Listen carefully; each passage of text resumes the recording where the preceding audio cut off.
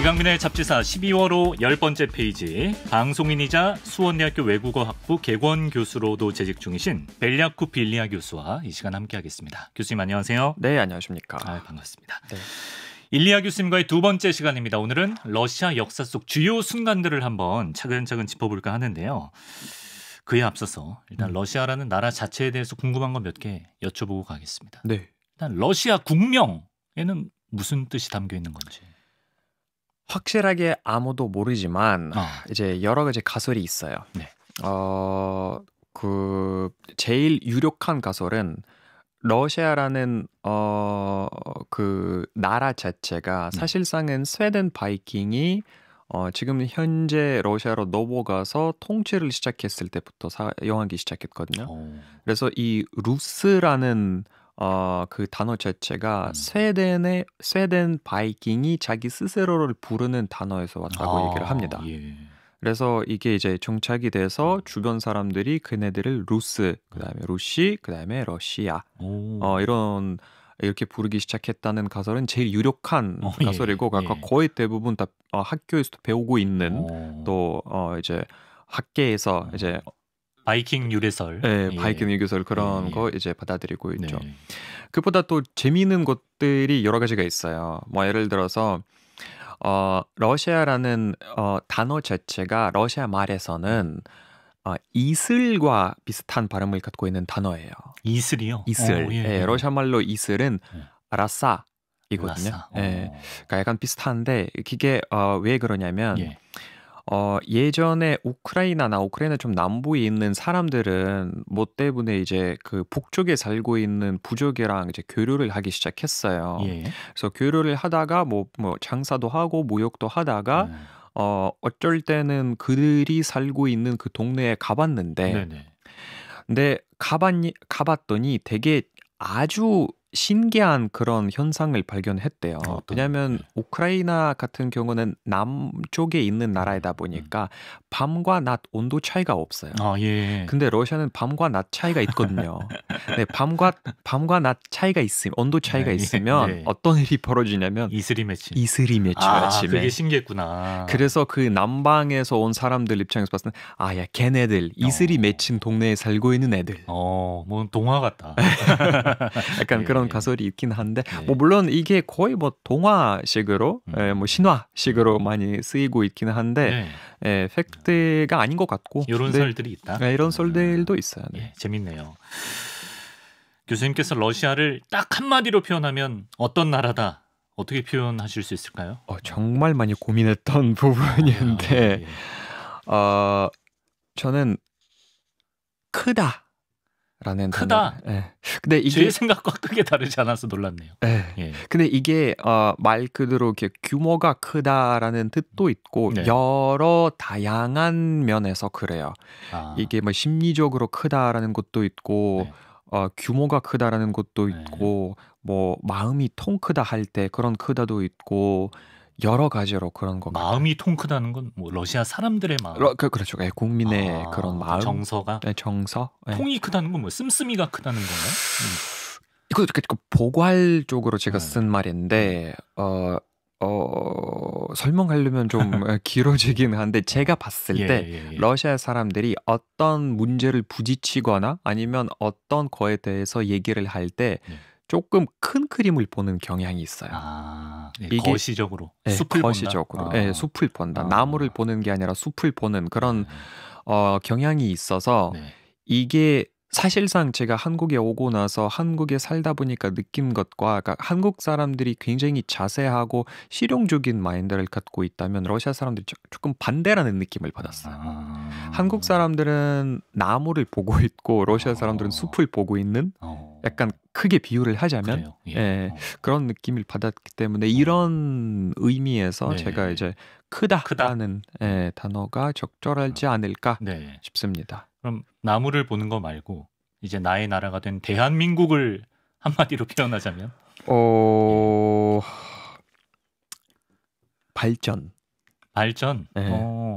저는 그러니까 여러 가지로 한국을 설명할 수 있을 것 같긴 한데 아무래도 제가 느낀 것도 있고 또 제가 한국을 처음에 접근했을 시점부터 지금까지 쭉 와보면 20년이 넘었죠. 그렇죠. 20년 정도. 23년 차예요. 아, 지금. 예. 그래서 한국의 역사는 성장의 역사예요. 항상 위로 올라가는 역사예요. 항상 이 화살표가 위로 가고 있어요. 우상향. 네, 항상 우상향이에요. 러시아는 그렇진 않거든요. 러시아는 파도향이에요.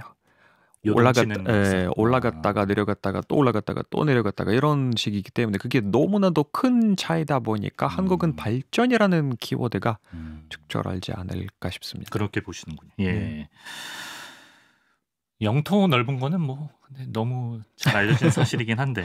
네. 근데 재밌는 게 그 러시아 국토가 워낙 넓어서 이제 뉴스 일기예보에서도 화면 하나의 그렇죠. 나라를 전체를 못 담겠어요. 그렇죠. 정말. 당연하죠. 여러 개 나눠서.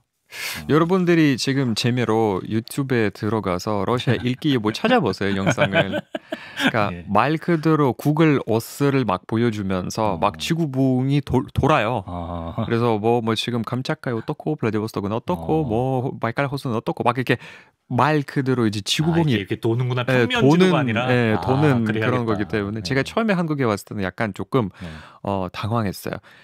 뉴스가 끝나고 일기예보를 하는데 온 나라가 한 화면 안에서 들어간 게 조금 신기했어요. 이렇게만 하면 카바가 되죠. 그렇죠.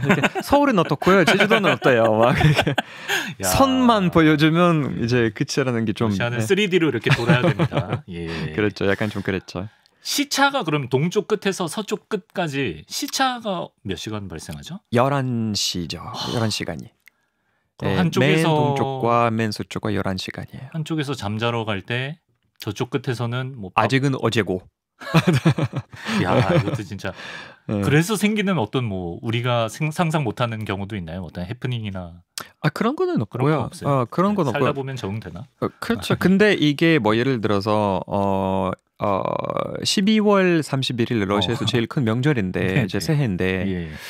사람들이 농담으로 이제 시차마다 새해를 이제 기념하자라는 것도 있고 또 항상 그거에 맞춰서 대통령의 연설이 있거든요. 그래서 아무리 내가 모스크바에 살고 있더라도 이미 거의 7시간 전에 대통령이 어떤 말을 할지 이미 다 알고 있어. 왜냐하면 이미 감차카에 나왔기 때문에.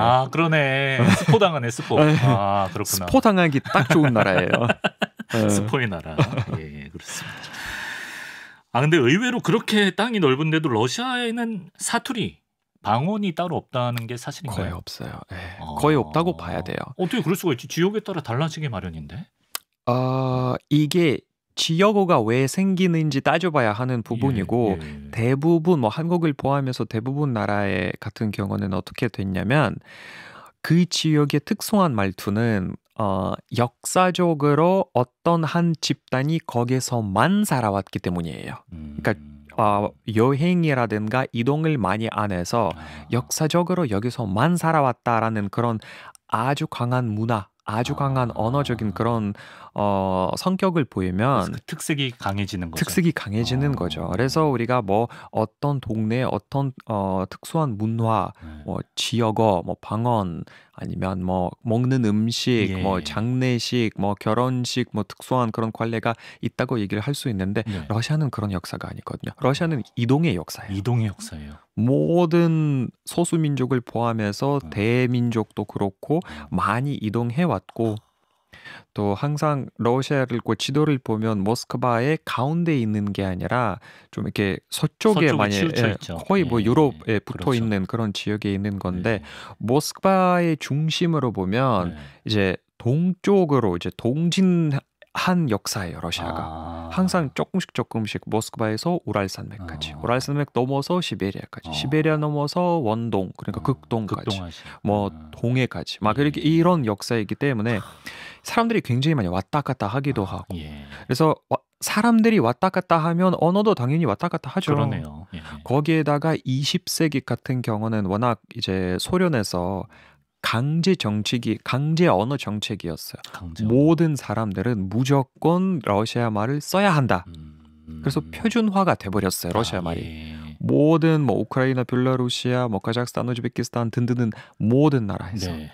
거기에다가 이제 소련이 처음에 집권했을 때 네. 러시아 동쪽들은 그러니까 지금의 뭐 연해주 블라디보스톡이라든가 그러니까 우랄 산맥 기준으로 봤을 때 동쪽에 있는 그런 동네들은 그렇게 많이 개발되지 않았기 때문에 오히려 사람 많이 보냈어요. 그쪽으로. 예. 개발하라고, 기존에 개척하라고. 정착민만의 문화가 없었던 거예요. 그렇죠. 그래서 많이 섞이기도 하고 언어도 애매모호해지고 막연해지고 막 그렇기 때문에 표준화가 된 거예요. 그래서 사투리가 그렇게 심하진 않아요. 그렇군요. 예.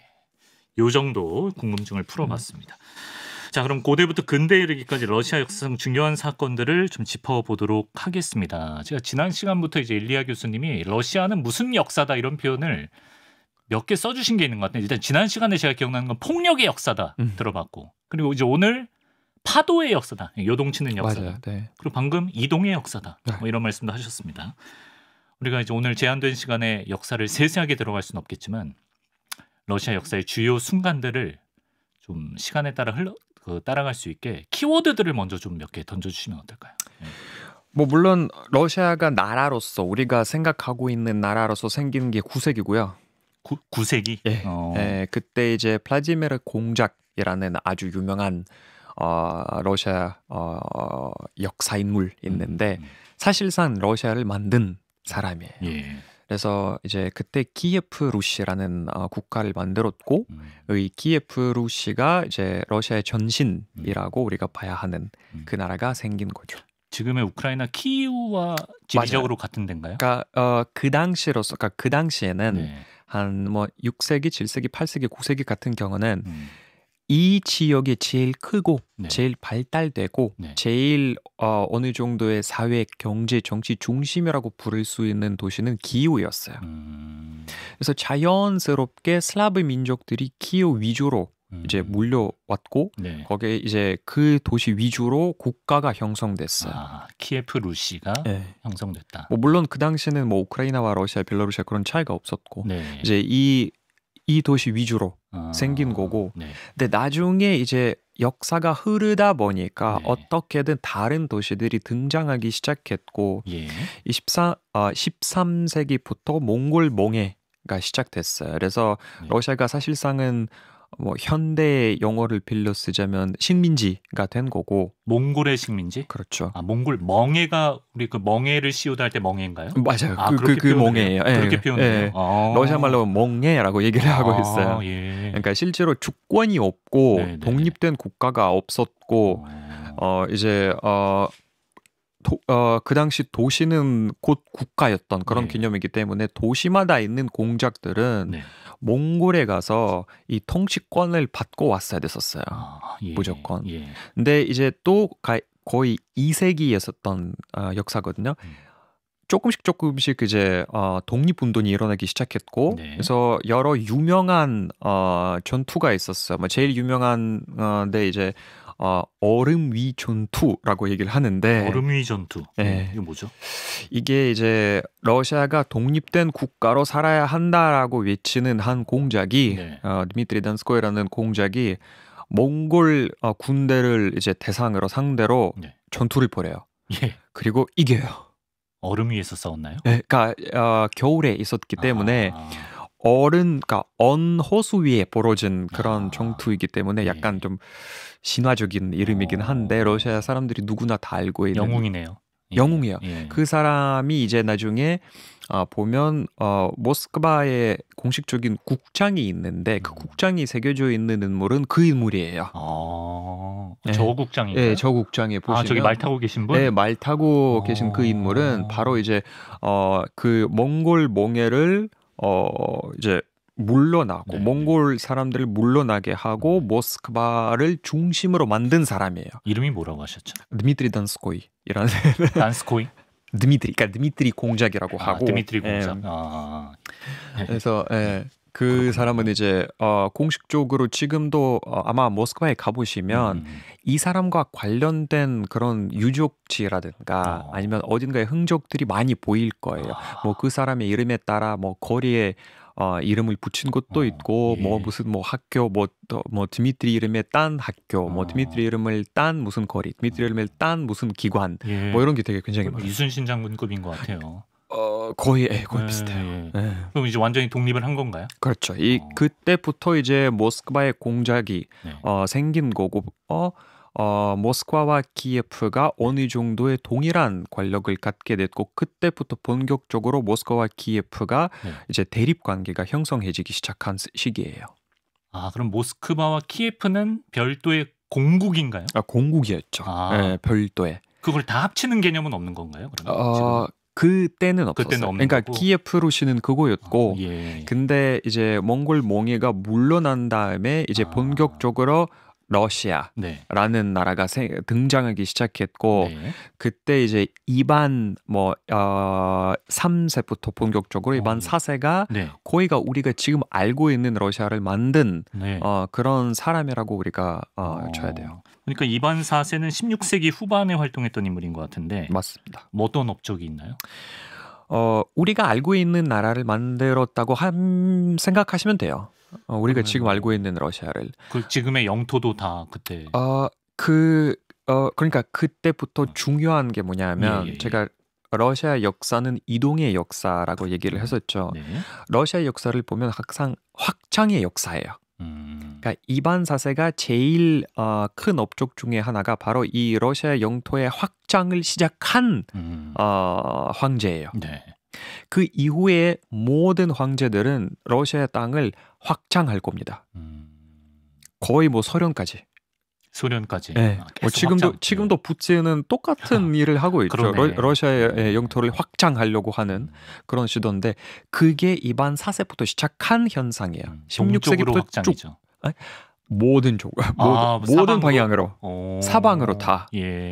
시베리아 쪽으로도 그렇고 남쪽으로 거의 그 당시는 이제 그 뭐 카자흐스탄, 우즈베키스탄 그런 나라들이 없었지만 뭐 투르키스탄이라는 지역을 불렀는데 그쪽으로도 그렇고 아예 그 오스만 제국 지금 튀르키예죠. 오스만 제국 쪽으로도 그렇고 그다음에 그다음에 지금의 폴란드 그쪽으로도 그렇고 사방으로 다.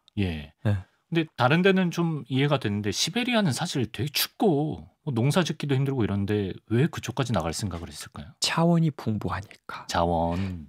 시베리아는 일단 나무가 많고 그 나무를 베면 목재를 이제 교류할 수도 있고 팔 수도 있고 또 그보다 그 당시로서는 러시아가 잘한 게 뭐냐면 이런 동물들이 많이 살고 있어요. 그 여우. 그러니까 지금 한국말 동물 이름이 생각이 안 나셔서 중간에 잠깐 찾아보셨는데 러시아어로는 뭐예요? 비시에츠 비시에츠 또는 노르카. 그러니까 사진을 보여주셨는데 뭐 여우, 족제비, 담비 뭐 이 정도 동물인 것 같아요. 그 동물들은 시베리아 많이 서식하고 있는 동물이기도 하고 털로 유명하거든요. 털이 되게 품질이 좋아요.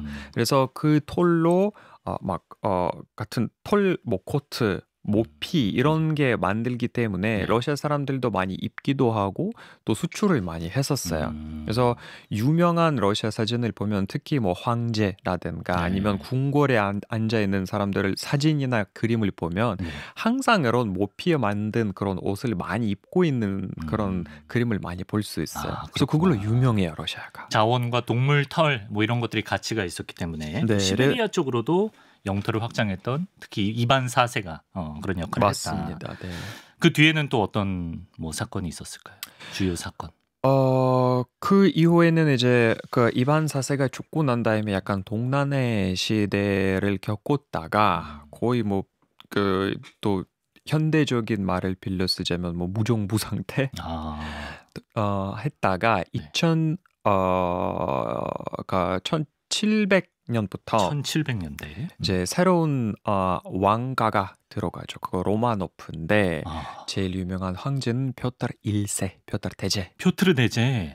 이름은 많이 들어봤는데.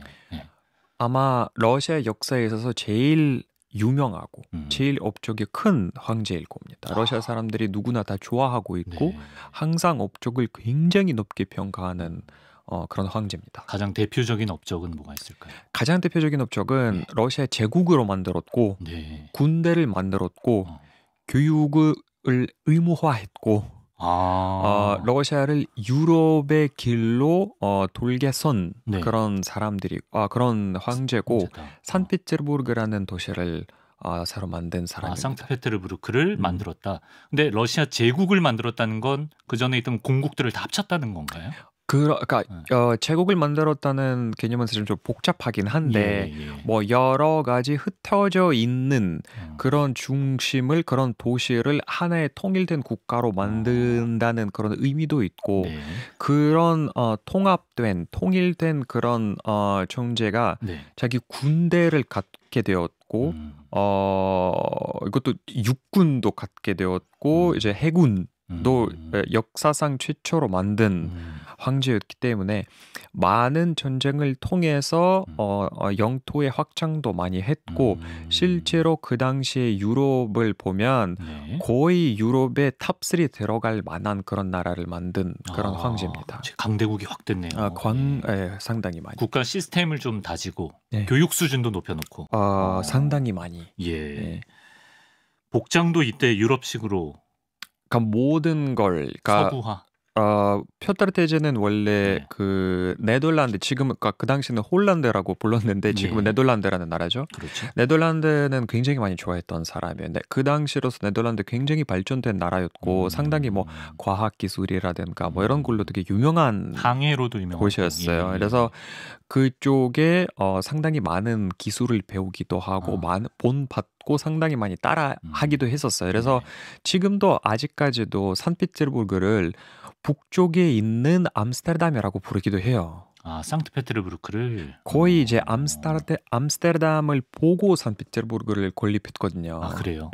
도시 계획이나 이런 걸 할 때 암스테르담을 굉장히 많이 비슷해요. 그러니까 실제로 두 도시를 이제 이렇게 번갈아 방문하시면 그 비슷한 점을 비슷해요? 아실 거예요. 상트페테르부르크랑 모스크바는 느낌이 많이 다르게 매우 달라요. 정말 매우 달라요.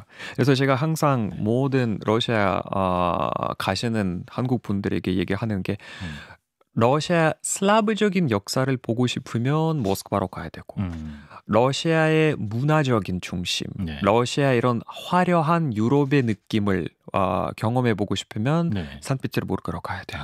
그렇군요. 나폴레옹의 러시아 원정도 유명하잖아요. 그렇죠. 이거는 지금 시기상 그 이후죠. 이거는 1812년이죠. 나폴레옹과 전쟁. 그에 대해서 좀 소개를 해주신다면. 우선 러시아의 역사에 보면 조국이라는 조국 대전이라는 타이틀이 붙은 전쟁이 딱 두 가지인데 하나는 1812년 나폴레옹 전쟁과 두 번째는 1941년에 시작한 히틀러와의 전쟁, 2차 세계대전이죠. 대전이 딱 두 개인데 나폴레옹과 전쟁은 말 그대로 대조국 전쟁이었어요.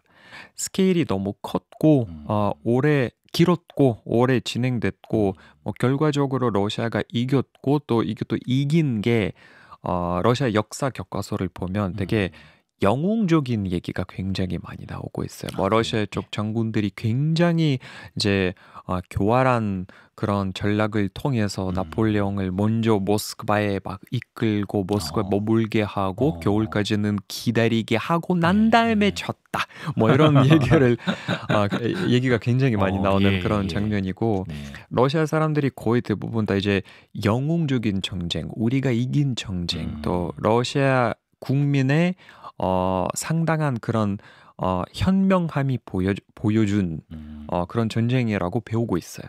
근데 이제 특정 몇 명의 영웅 때문에 그런 큰 전쟁을 이길 수는 없단 말이에요. 그 나폴레옹의 그 대군을 무찌를 수 있었던 요인은 뭐라고 보시나요? 여러 가지가 있는데 물론 전술도 중요했고 그렇죠. 그러니까 전술이 좀 이렇게 전략적으로 보면 정말 독특하다고 또 그 당시에 되게 딱 적합한 그런 부분도 있었고 그 외에는 이제 나폴레옹이 오판을 한 것도 있어요. 나폴레옹은 정말 러시아 겨울을 절하평가를 했어요. 러시아 겨울을 평가절하해서 별로 안 춥겠지. 프랑스에서 그 정도의 강한 추위가 없어서 아마 경험이 없어서 그랬던 것 같긴 한데 근데 잘못했어. 그래서 사실상 나중에 히틀러가 소련을 침공했을 때 그 나폴레옹의 경험을 바탕으로 해서 여름에 공격했거든요. 아, 교훈이 됐구나. 예. 예. 정말 많은 학습을 했어요, 히틀러가. 예. 근데 나폴레옹이 그게 첫 번째 황제였기 때문에 그걸 무조건 러시아를 이겨야 된다. 그 당시 러시아는 거의 유럽에서 뭐 1, 2위 다투는 그런 강대국이었기 때문에 러시아를 이겨야 완전히 이제 꼭대기로 올라가는 자리였기 때문에 나폴레옹이 무작정 공격했다가 실패한 거죠. 그렇습니다. 그 나폴레옹 때는 그렇고, 그러면 히틀러 같은 경우는 교훈 삼아서 여름에 들어가고 그랬는데 어떻게 무찌른 거예요? 지금은 그러니까 소련 때 배웠던 것과 우리가 지금은 알고 있고 배우는 것은 약간 조금 달라요. 소련에서 당연히 영웅적인 얘기밖에 안 나왔어요. 그러니까 우리가 너무 대단해서 우리가 너무 위대해서 이겼다. 그런 얘기밖에 없었고, 근데 지금은 사실상 굉장히 많은 실수도 인정하고 5년, 그러니까 4년, 5년에 가까운 그 전쟁이었죠. 사실상 훨씬 더 짧았을 거라는 평가도 굉장히 많았고, 그러니까 스탈린이 오판이 너무 많이 했기 때문에 그렇게 길어질 수밖에 없었다는 평가가 많고, 근데 이제 그 여러 가지 요인들이 많죠. 그러니까 히틀러가 처음에 소련을 졌을 때 이미 유럽에서 수많은 존재들이 있었기 때문에 약간 인력이 흩어진 그런 효과도 있었고, 또 소련 사람들이 자기 땅을 그렇게 강하게 지키려는 의지를 평가를 잘했고 그런 것도 있었고, 또 소련의 서방 국가들이, 그러니까 미국을 비롯해서 많은, 영국도 그렇죠. 소련에게 랜드리즈를 많이 했었어요. 그러니까 도움을 많이 줬어요. 무기라든가 뭐 식료품이라든가 이런 것들을 많이 줬기 때문에 그런 이유도 있어요. 그리고 문득 생각나는 게 그 홀로도모르, 러시아 역사 관련해서, 뭐 우크라이나 역사 관련해서도 뭐 역사상 손꼽히는 제노사이드다, 뭐 이런 거 들어본 것 같은데, 그건 왜 발생한 겁니까? 이거는 이제 소련이 형성되면서 2차 세계대전까지 그 사이에 있었던 30년대 있었던 20년대 말 30년대 있었던 일인데, 앞이구나. 그게 이제 소련의 경제에 대해서 얘기를 해야 되지만 그 당시에 집권을 잡은 사람들은 레닌을 비롯해서 뭐 스탈린, 이 사람들이 경제에 대해서 지식이 없어서 자본주의 원리 다 빼고 이제 계획 경제에 나선 사람들이잖아요. 근데 계획 경제가 잘 돌아가려면 계획을 잘 짜야 되는데 계획을 잘 못 짜서 거의 나라가 망할 정도의 이제 그 상황을 잃은 거였어요. 그래서 제일 많이 심각하게 피해를 본 게 우크라이나 남부 쪽인데, 우크라이나를 포함해서 러시아 남부 지역들. 그래서 그때 이제 우크라이나 사람들이 공식적으로 유엔에 이제 신청을 해서, 그게 홀로도모르, 그러니까 인간 청소다. 굶어 죽고. 굶어 죽게 해놨기 때문에. 그래서 그건 인정이 돼서 지금 우리가 그렇게 알고 있고 배우고 있는데, 그때 뭐 우크라이나뿐만 아니라 사실은 거의 남부가 다 그랬어요. 그때 있었던 사건이, 그 뒤에 이제 2차 세계대전이 일어나는 것이고요. 자, 그리고 이제 사회주의 혁명 때부터 해서 뭐 20세기 초반 들어서죠. 그러니까 사회주의 혁명 때부터 세계대전까지의 격변의 시기를 거치게 되고, 그 시기를 그러면 러시아인들은 어떻게 생각하는지도 궁금한데요. 소련에 태어나고 자란 사람들은 되게 자랑스럽고 향수 있게 기억하죠. 그 시기를 자랑스러워한다. 당연하죠. 그러니까 이게 단순한 심리학에서도 설명이 쉽게 돼요. 그러니까 여러분들 지금 생각해 보면 자기가 어렸을 때 밥도 맛있었고 뭐 아이스크림도 맛있었고 다 너무 좋았고 첫 연애도 기억이 나고 막 좋은 기억만 남잖아요. 그렇죠. 사실 지금 생각하면 별거 없었어도. 그러니까요. 근데 제가 젊었을 때, 잘 나갈 때, 또 연애할 때 막 이런 생각을 해보면 당연히 그 당시가 그 당시는 너무 좋았다. 또 이제 지금의 완전히 러시아 같은 경우는 체제 자체가 바뀐 거잖아요. 이제 공산주의에서 자본주의로 바뀐 건데, 공산주의는 그 당시에 살았던 사람들에게 좋은 부분도 당연히 있었어요.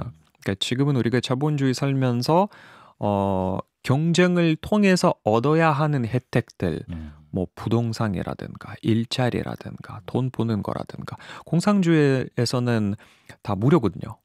국가가 집을 주고 국가가 일자리를 주고 국가가 모든 책임을 져요. 예. 내가 저 책에서도 그런 게 있었지만 우리 아버지한테 물어봤는데, 그러니까 젊었을 때 제일 큰 고민이 뭐였냐고 물어봤더니 네. 제일 큰 고민은 이번 주 금요일 밤에 엄마랑 어디서 데이트를 하냐였대요. 소련 시절인 거죠. 네, 소련 시절에. 공산주의 시절. 왜냐하면 일자리는 국가에서 나오고, 그러니까 부동산은 좀 기다리면 집이 나오고, 또 차도 신청하면 한 몇 년 후에 나오고. 그러네. 그래서 그러니까 돈을 벌 생각도 안 하고, 그러니까 돈을 벌어봤자 돈으로 이제 구매할 수 있는 작품들이 거의 없다 보니까 뭐 음식 정도. 네. 그래서 뭐 큰 거는 다 국가가 책임지니까 당연히 뭐 오히려 반대로 고민할 것도 없는 거예요. 그렇죠. 네. 그래서 그런 시절을 그리워하는 거죠. 그래서 그런 그리움을 또 이제 자극시켜서 하고 있는 게 현재의 러시아의 정치인들이죠. 푸틴을 비롯해서. 그러면 그 자본주의로의 전환과 뭐 중간에 개혁 개방 정책 이런 거는 왜 실패한 건가요? 저는 실패했다고 보진 않아요. 그런가요? 네, 그러니까 어쨌든 러시아가 변했잖아요. 예. 그러니까 공산주의가 무너졌잖아요. 네. 그래서 실패라고 보기에는 좀 논쟁 여지가 있는 그런 부분인데. 예. 근데 잘못된 방법으로 나라를 몰락시킨 건 맞아요. 그러니까 해외에서, 그러니까 한국을 포함한 해외에서 고르바초프에 대한 평가는 러시아 사람들이 생각하고 있는 고르바초프 평가가 상당히 많이 다를 거예요. 이것도 제가 이제 해외 러시아 밖에 사는 사람으로서 이제 뭐 한국인 포함해서 여러 외국인들 친구들이랑 얘기를 해보면 항상 신기해하는 것 중에 하나가 고르바초프에 대해서 되게 긍정적으로 생각하는 경향인 것 같아요. 외국 친구들이. 러시아 사람들은 절대 안 그렇거든요. 우리도 약간 고르바초프 좀 친근해요. 막 저기 점이 한반도 모양이다 막 이런 얘기하고. 러시아 사람들은 고르바초프를 아마 러시아 역사상 최악의 지도자. 그 정도입니까? 네, 그렇게 평가를 할 겁니다. 레닌, 스탈린 다? 그 사람들은 그래도 이룬 게 많아서 업적이 그래도 있어서. 그러니까 그 사람들, 레닌 같은 경우는 나라를 만드는 사람이잖아요. 스탈린 같은 경우는, 그러니까 그 사람들, 그러니까 러시아 사람들 논리로 하면 레닌은 제국주의를 무너뜨려서 소련이라는 나라를 만들었고, 스탈린은 그 러시아에서 유명한 말이 있어요. 가난해서, 그러니까 그 뭐랄까, 이거 정확하게 번역해야 되는데 제가 한번 이해해 볼게요.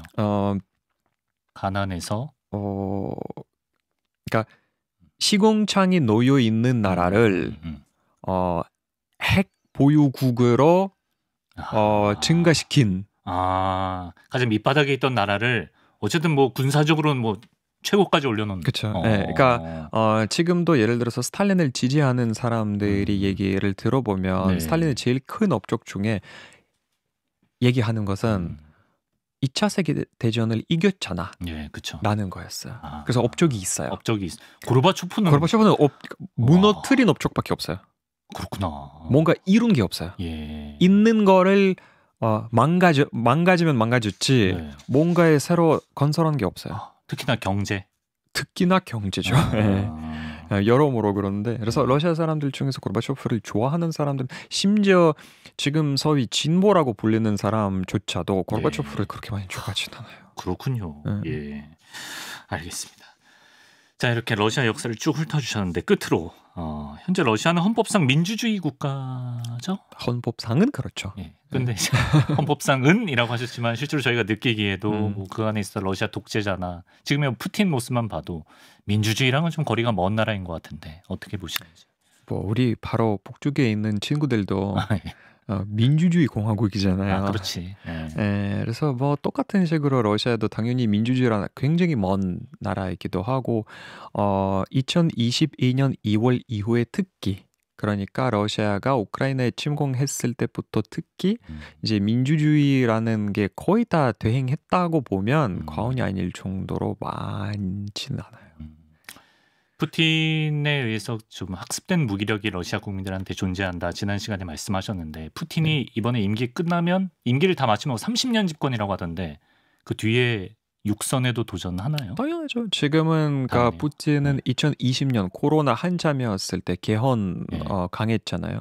그래서 그 새로운 헌법으로는 푸틴이 더 2036년까지는 대통령이 될 수 있는 조항이 되어 있기 때문에 당연히 다음 러시아 대선은 2030년이거든요. 30년에 또 나온다. 또 나오죠. 또 러시아에서 그러니까 이번에 2024년에 대선이었잖아요. 러시아의 진보 진영에서 재미있는 농담도 나왔는데 푸틴의 첫 임기부터 지금까지 다 대선 투표율을 보면 그 당선율을 보면 거의 대부분 12% 차이예요. 2위랑? 그러니까 2위가 아니라 그러니까 받는 그 투표율 받는 그때 대선을 거듭할수록 올라가나요? 계속 12%씩 올라가요. 그래서 그게 무슨 말이냐면 2030년에 드디어 100%를 도달하겠다. 지난번에 86점이었죠. 그럼 된다고 보시는 거네요. 당연하죠. 나오면. 네, 당연하죠. 러시아인들은 여전히 강한 리더십을 원하나요? 이런 질문 들어왔는데 이에 대한 답변 듣고 마치겠습니다. 네. 이것도 학습된 무기력함에서 나오는 부분이기도 하지만 러시아에서는 정권 교체보다 질서를 훨씬 더, 그러니까 자유보다 질서 훨씬 더 중요시하는 그런 나라이기 때문에 강한 선으로 강한 권력을 하고 강한 질서를 유지할 수 있는 그런 사람을 선호하기 때문에 언제까지나 푸틴의 그런 이미지를 적합하기도 하고 또 그러니까 강한 어투로 통치를 하고 있기 때문에 일부 러시아 사람들이 이제 그렇게 마음을 잡고 그렇게 하는 거죠. 알겠습니다. 이런 전망까지 들어보면서 오늘 시간 마치겠습니다. 러시아 역사의 변곡점이 된 주요 사건들 벨리아코프 일리아 교수와 함께 알아봤습니다. 교수님 고맙습니다. 네, 감사합니다.